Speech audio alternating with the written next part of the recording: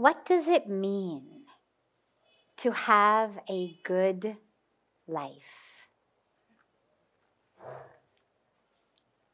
Well, obviously it depends who you ask.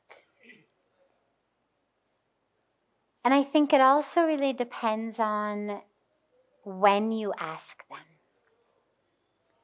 Means if you ask a lot of people in their teens, in their 20s, in their 30s, even in many cases in their 40s, and some even beyond that, what they'll tell you is it means to make a lot of money, to have a great job, to become, the president or the CEO, to really be very, very financially successful. To be powerful. To be very successful. To be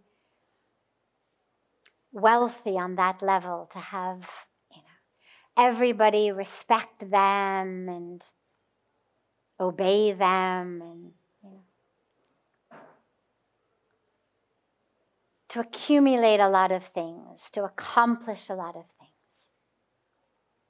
But if you fast forward to asking people who are on their deathbed or in the very, very, very last days, weeks, months of their life, whether because they're very old or whether because tragically they may have been diagnosed with terminal illness or something. But in either case, if you get people at the very end of their life, you're never going to hear anybody talk about their salary, the number of cars they had. I've never heard of anybody on their deathbed saying, God, I should have bought that Mercedes. God, I really wish that I, had worked a little harder, had made some more money so I could have bought that Mercedes. You never hear of anybody saying, God, I wish I had made more money. I wish I had more employees. I wish people had feared me just a little more. What you always hear is, God, I wish I had loved more. I wish that I had smelled more flowers. I wish that I had lay in more grass. I wish I had meditated more. I wish I had given of myself more, selflessly. I wish I had connected more.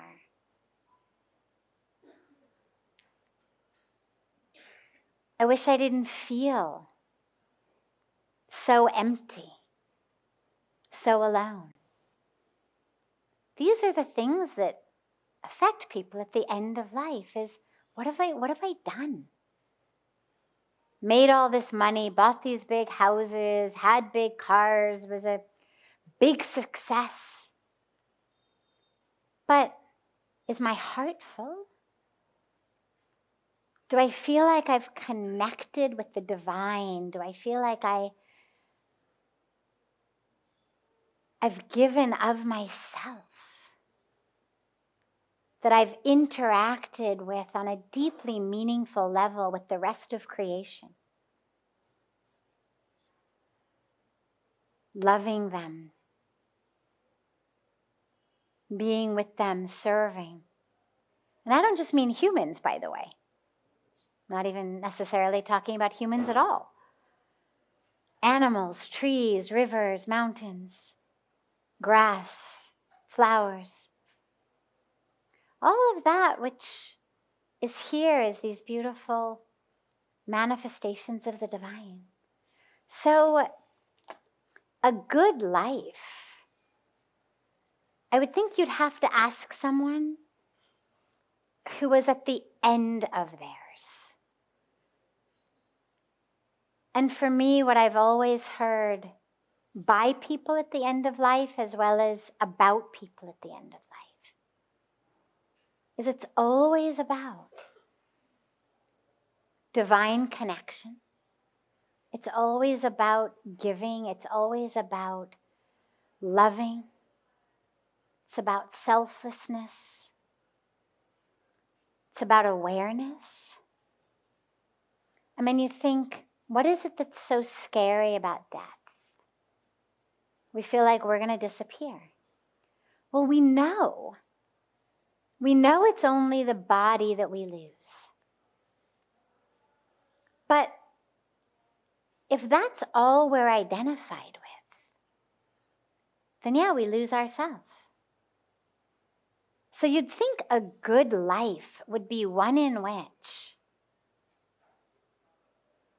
I was taking myself with me. I mean, think about going on a holiday, right? You leave your home.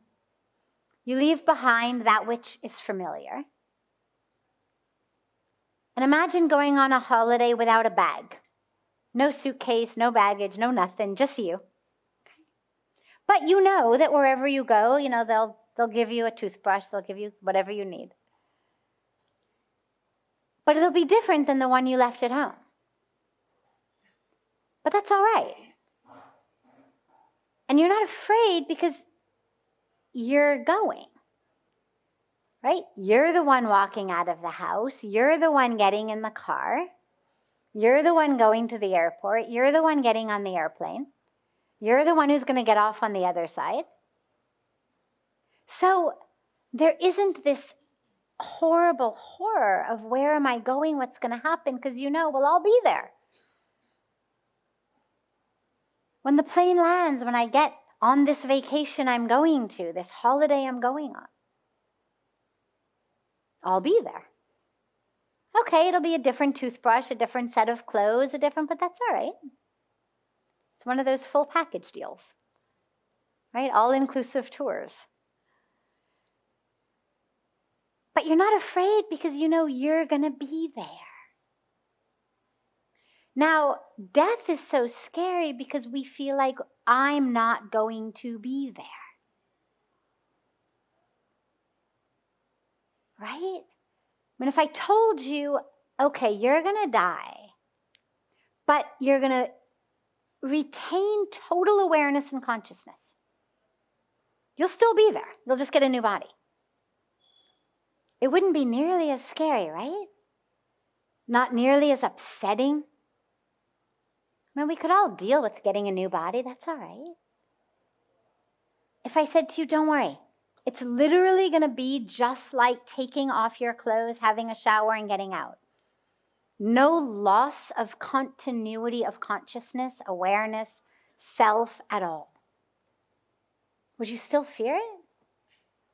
Would it still seem like a tragedy? Of course not, right? All right, new body, I can manage that. It's scary because we feel like I'm going to lose myself. Where will I go? And so when I, on a personal level, think about a good life, I want to be so one with the part of me that is consistent, that it literally feels at the end of life like I'm just taking a shower and I'm going to put on a pair of new clothes. That to me would be a good life, that you're so one with soul, spirit, source, divine consciousness, that there's no sense of I'm losing myself, but rather, okay, here we go. Here we go. Full package, all-inclusive trip to my next body. No regrets in this one. Fully loved, fully gave, fully surrendered. And now here we go.